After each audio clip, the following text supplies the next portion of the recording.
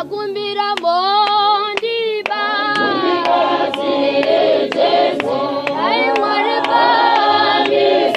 kamisi yangu yose Mwari waimoite kufa kwangu Mwari wekosandi usandidiseni Mwari wemusandi usandidiseni Unotipa panapa paSaint TV basa richienda mberi tichida kutenda zvakanyanya nokuda kwemabasa makuru amabata kuna mukoma Love More.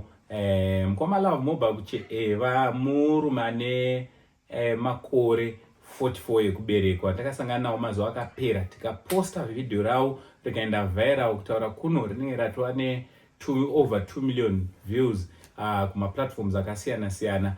Nichida kungotenda nekuda kwerutsigiro rwenyu kutinzwa kwamunotiitawo kuti tikauya tichichemera dambudziko reumwe imi munobva mamhanya momira kuti dambudziko rireruke.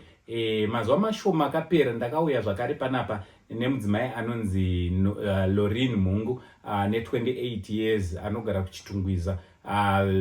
Zvimwe chetezvo takakumbira rubatsiro mukawanikwa muri munomira naye.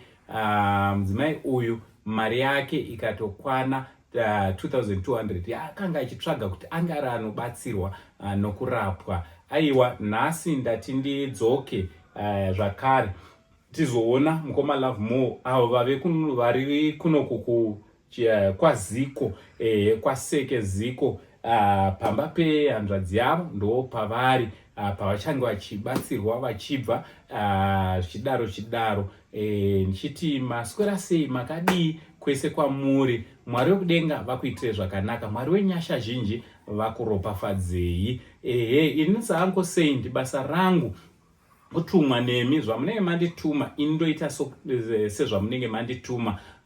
Kwamune manditi enda indomanya ikoko ndonoita basa ramunenge mandituma. Pano paSaint TV haisi channel yaAnko Saint, harisi page raAnko Saint, asi page redu tese senyika yeZimbabwe. Iye zvino ndagara namukoma Love More. Mukoma Love More maswera sei ngoma?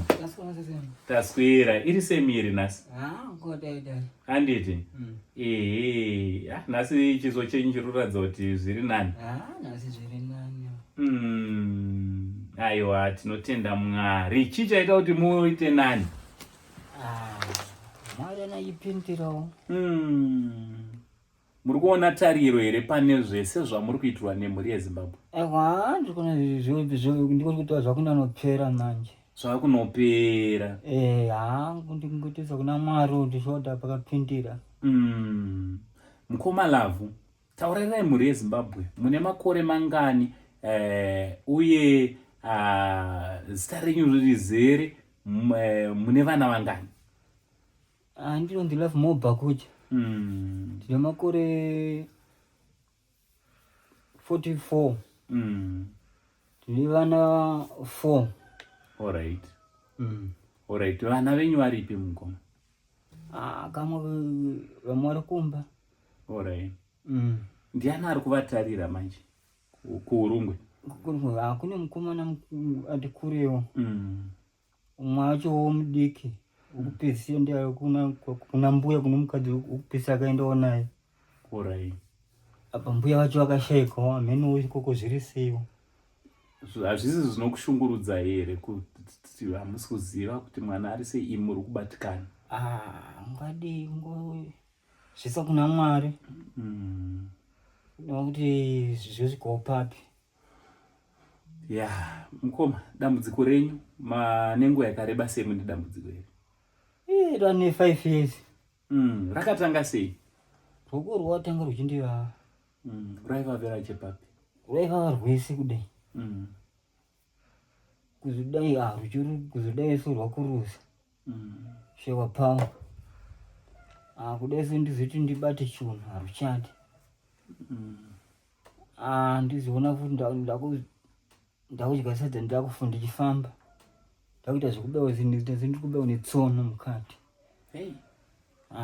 Kuzodzikama kudai andione kwakutotanga zvekuzvimba. kusvika izvozvi. Saka makamboenda kuchipatara here kunorapwa, chakanzi chii? Uye hamuna dzimwe nzirawo here? Tinoziva kuti kumamisha uku kune vamwe vanoti tinorapa nzira dzechivanhu. Idzo ndakafamba dzakapakatowanda mani. Achindipawo mushonga achiti kenza, ndichimwa ndichidii. Ndaitoona kuti ndikuwedzera kuzvimba kwacho, ndinoona kuti izvi hakuna kwezviri kuenda, ndinotozvirwadzisa ndega. Hey, kunamatirwawo vanonamatirawo vamwe vanoti vanozvigona kumakereke. Vainamatirawo vamwe vachiti aiwa usavhunduka, izvi zvinopera, usashungurudzika, usanyanya kufunga. Ngati kana neniondesa kuna Mwari niko ndabvawo narwo. Ndadhonzawo nguva refu. Ndakutoshinga semunhurume, hapana zvendingaita. Alright. Kuchipatara vakati kudii? Pandikaenda kuchipatara vaiti ikenza manje rwadambuka apa. Hanzi kenza yacho iri pai? Iye vakati ndemubhonzo. Mubhonzo. Saka rwoko kudambuka? Kanzi rwatodambuka apa. Hey. Saka vaiti runoda kuti riite sei? Saka iyo vakati umfakona wemabhonzo rukona kugurwa. Alright. Imi makazvigamuchira sei muchinzwa izvo? Ndakatoya muchinhoyi. Ndabva kwedu chida moyo. Muchinhoyi vakati wemabhonzo wacho hamu. Alright. Nombopuwa mubhedha nokuvata imomo. Nokudaiso ndaswera. Kanzi vane vamwe ruoko rwako chifana chechivanhu. Mamadhokota vakutyawo.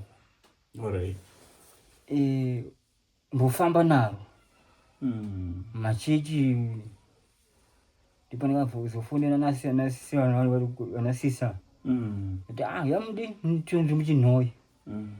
Vakayakanitora ndikakuno takatanga kufamba machechi muchivanhu kwese tichinataona kuti zvinhu zvacho hongu tiri kufamba nasisi kuti vanhu tiri kuenda, mari iri kuenda, kuputika rudi harusi kuputika.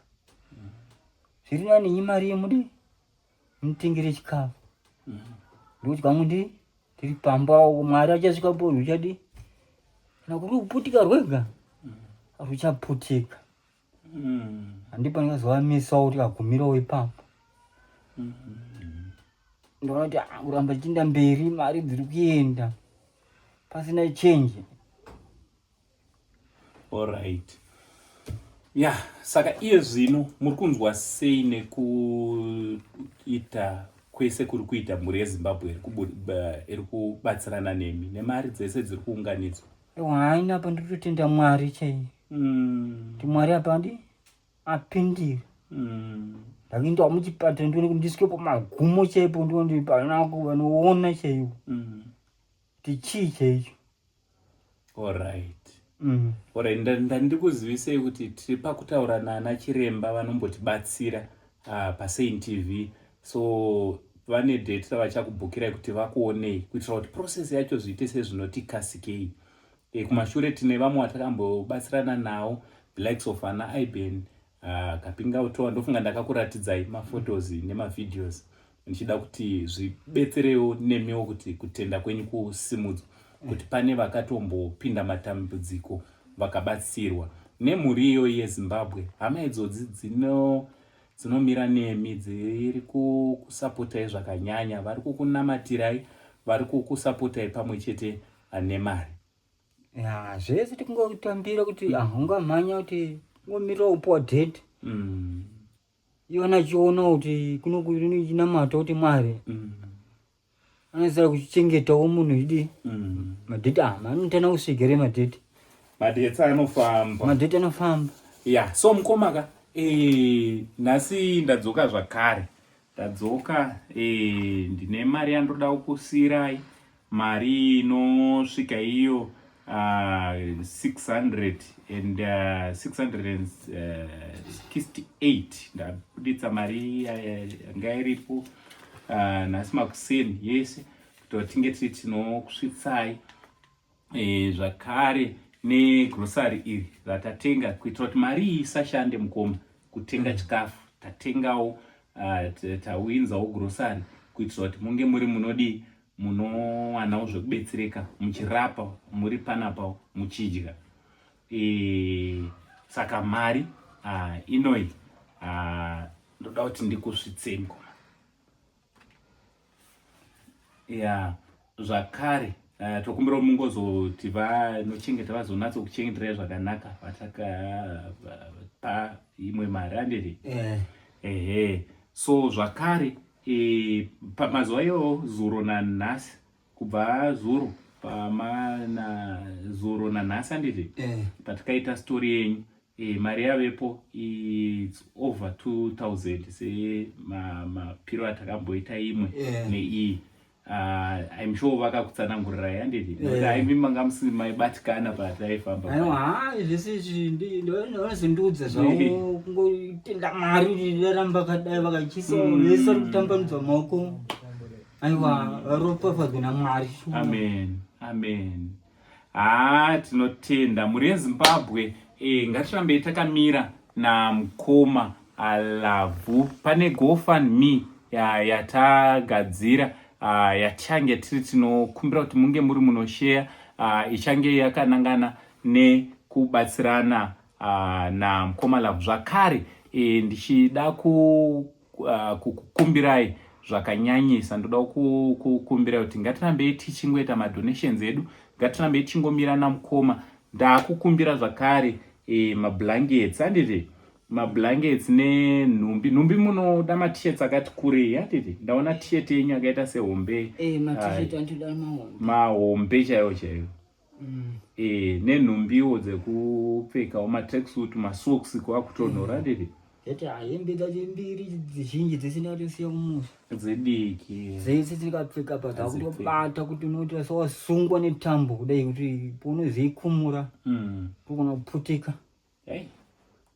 Also nemagumbezi handiti magumbezi ekuti munge muri munofuga. Aiwa tinotenda muri yeZimbabwe vakasununguka isi tiripo vanoda kuti bata makasununguka kubatana nesu. Madetails ndo aripo pa screen. Let's share this video kuitira kuti mukoma varamba vachibatsirwa kusvika zuva ramunozoona vapora vakuzviitira zvavanozviitira vasimba. Pari zvino ngatirambei takamira navo. Zita rangu ndonzi Uncle chazvadzi chamai venyu Chigotomba mana mama. Ndiine mufaro nekuda kwebasa guru ramuri kubata. Ndoda kusvitsa maoko nekuda kwekubata kwese kwamuri kuita. Mukoma mungadawo kuti kudii kune vese vari kukuitira izvi? Aiwa nese ndikutenda kuna Mwari chiwa kuti arambe akatambanudza maoko. Vese kana Mwari vari pafanze chete zvavanobatawo nemhuri yavo kushoka. Varopafadzwa nemhuri dzavo zvese. Kana nendonzwa kufara. Handasvikawo paugumirwa kuti zvousina navabereki akumbira mbondi bazi ai Mwari kamisi yangu yose Mwari waimoite kufa kwangu. Chigotomba mana mai venyu chanzvadzi chamai venyu. For now ndichiti it's much love and God bless you all.